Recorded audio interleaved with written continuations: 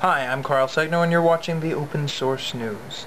This is the first in our series of 2 interviews with Alina D'amelia, who is live with us today from Turin via Skype. Hi Alina, thanks for joining us today live from Turin. We're here with Alina D'amelia, who has done lots of different things in her life, and we're going to start with one of the simplest things, which is being Italian. Can you just give us maybe a brief history of what the last 10 years in Italian politics have been like vis-a-vis Berlusconi? Okay, hello. In 1994, Berlusconi, who is one of the guys who owns television in Italy, decided that politics needed him. And that's because he needed to change the law so that the judge won't go after him. In 1994 he got elected the first time. He created a party called Forza Italia, which just means Go Italy, and doesn't have any clear political statement. He just started out by building houses. That was his first big investment, building houses outside of Milano. Then he raised funds and started investing in insurance, then in television, then in newspapers, and at this point he owns basically all the media in Italy. So he owns television, newspapers, and he basically runs Italy. So, what do you think this concentration of power in Berlusconi's hands in terms of the Italian media, what has this done to the level of, I guess, education and intelligence in the Italian population, especially with young people? Well, it's kind of television was the first television different from the national television. National television was serious, was about culture and was about news. Berlusconi television was about fun, sport, entertainment, and naked girls. And Italy has changed a lot into this. It has gone a lot in this way. So now Italy, it's not that full of cultural place, but it's a very mediocre place. And research, culture, studies don't have lots of luck. That's one of the reasons because all the researchers go to work in universities abroad.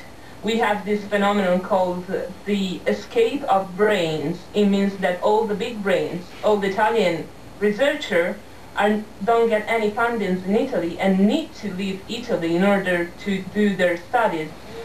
And on a more national level, on a more just public opinion level, there is nothing like a real public opinion in North America, because all the television and all the newspapers are owned by Berlusconi, so he basically decides what people should think. It's like it's on Fox News and no other television. That's the situation in Italy. Right, okay. There's also a sense that the Italian economy has changed a lot during Berlusconi's tenure. Like when you elect any conservative, they kind of get elected on this promise that they're good at managing business, and so they'll be good at managing a country. Yeah. What's happened to the Italian economy under the Berlusconi years? Actually, every time you ask someone, why did you vote Berlusconi, they answer you, because he was good at running his own business, so he must be good at running the country. But what he first did as soon as he became prime minister was change the law in order to stop the trials against him. And that's what is meant all his legislation. And he didn't do anything significant for the country, so the country is basically going into deep crisis. And the crisis is very bad now because of the world crisis. Right. So Italy was already in a bad situation. We had already a very high level of unemployment in 1998, and now it's worse than ever. And the level of exploitation, the level of productivity of Italy is going down. And in February is going to be the worst in probably 20 years, as it has been calculated, that we're not going to sell anything and that lots of industries are going to have to shut down. So what do you figure people do about a situation like this? What are the options on the table for just regular Italians who want to see a change? For young people, immigration is again a possibility. Every time you talk to young people, especially educated people this time, so not like in the last immigration, which was not educated people that were getting any job abroad. Now educated people need to leave the country because they won't get many jobs here. So educated people now need to leave Italy and go work abroad, anywhere in Europe or else out of Europe. As for the people that stays in Italy, they struggle very hard, and the number of poor families is increasingly in the latest years, and it's going worse and worse. Now Berlusconi has just proposed to a social card, he calls it, and it's basically a card that lets you buy some food. So we are in a kind of third world situation, but we still believe we are a country of the first world.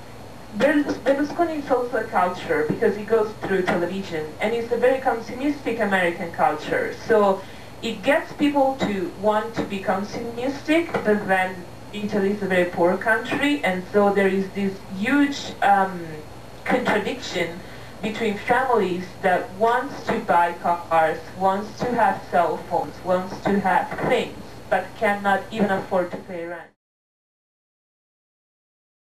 Unfortunately, we've come to the middle point of our interview, and seeing as the whole thing is about 15 minutes long, we can't post the whole thing at once on YouTube. Don't forget that these videos tend to be better in the second half than they are in the first half, so make sure you tune in for the second half of our first interview with Alina D'amelia.